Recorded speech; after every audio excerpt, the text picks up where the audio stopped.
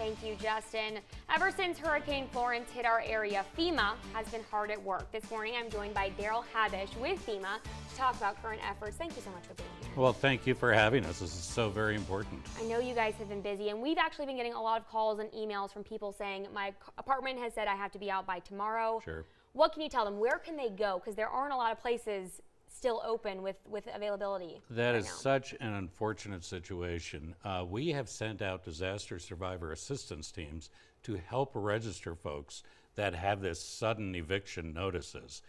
We don't have, say, sheltering in place for these folks today. However, we work closely with other agencies, whether it's the Red Cross, the Salvation Army, other agencies that can get them into a safe, secure, sanitary environment right now. And, you know, it may be a shelter. Okay. Because you need to have a place to stay, you and your family, as you work on your own long-term recovery plan.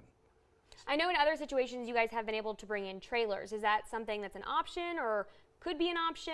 Well, it's certainly a possibility. It's something that that is really an option of last resort.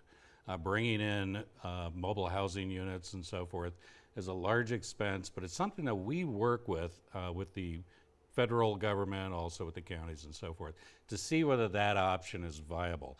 You know, this whole recovery is it's a whole community, if you will, between FEMA, also the Small Business Administration, right. You know, all the various organizations that are involved to help get you back on your feet. You need to do a lot of different things right now. First, make an insurance claim. Yeah. And I'm sure most people have, but that's the soundest and the first piece of advice you need is make an insurance claim. If you have flood insurance, by all means, talk to your agent today about getting that. And then if you have substantial damage to your home, at that point you will contact FEMA. And there's a lot of different ways to do it. If you have the internet, it's disasterassistance.gov. If you want to call, it's 800-621-3362. We have multilingual operators, so we can help you. We are also opening today a disaster recovery center, right, which is very cool, and that's in the old Independence Mall. In the old, I believe it was the Sears complex. We're next to the Sears complex. Right. We also have SBA there today, or for the long term, okay, actually. And that's where folks who can come who are more comfortable working one-on-one with FEMA. So there's a lot of places or a lot of avenues that they can go to, yeah, to register. So that's very, very important. They can't there's no more services available at the disaster recovery centers than you're going to receive on the phone or online. So it's certainly not necessary that you visit in person. Yeah. When you do make a claim, be prepared to supply all of that information that you would normally have for an insurance claim. Proof of residency, your insurance, all of the benefits that hopefully you're receiving from others, the extent of the damage, very, very important. Yeah. Make lists. Yeah. All the common sense things that we all know, but you know, it's so difficult to remember everything. Yeah. Document everything.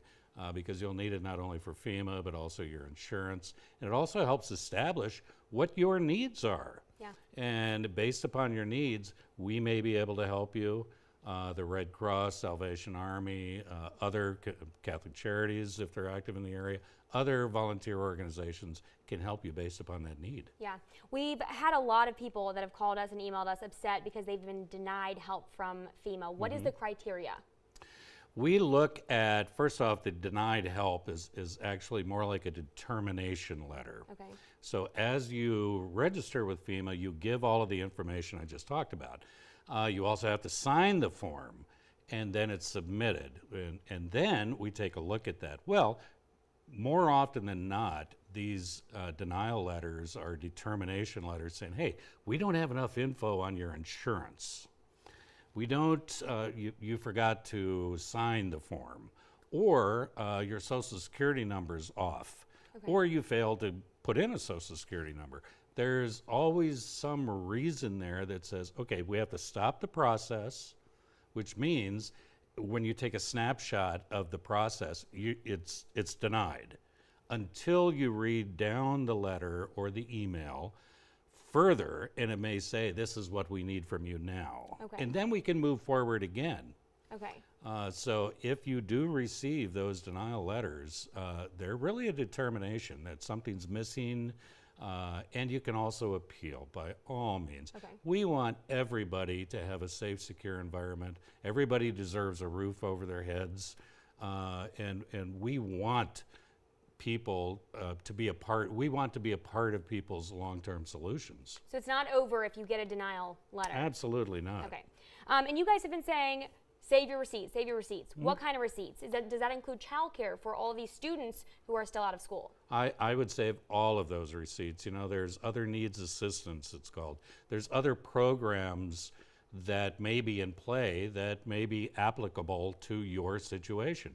So, you know, whether it's repairing a part of your home just to make it livable, you know, we need to have all those receipts. And it doesn't mean that you're going to get the grant for it. We'll work with you on that. But for your home repair, also medicine, you know, all of these essential items, you know, maybe a walker, a wheelchair, things like that, we can help you with. So by all means, save receipts. Okay, and just really quick, I want to touch on unemployment. Mm-hmm. What can people do who are not working, can't work because of maybe the business is closed? Mm-hmm. What can you guys do for that? Well, this is something that we work with the state on, and it's really up to the state for their own unemployment programs, and that's something that the state would either turn on or off. Okay. But there are other areas, like let's say your business, you can go to the SBA. Okay. Often we will refer homeowners and renters to the Small Business Administration because they have the facilities to give low interest loans to rebuild your home, to replace your automobile, to get you back onto that path. So they're one of our many partners, and a huge majority of the disaster recovery dollars comes from the Small Business Administration to individuals. Perfect. Thank you so much for all that information. And again, if you have questions, you can come talk to a real person at the mall, at Independence Mall in Wilmington. Thank you so much. Thank you. We'll be right back.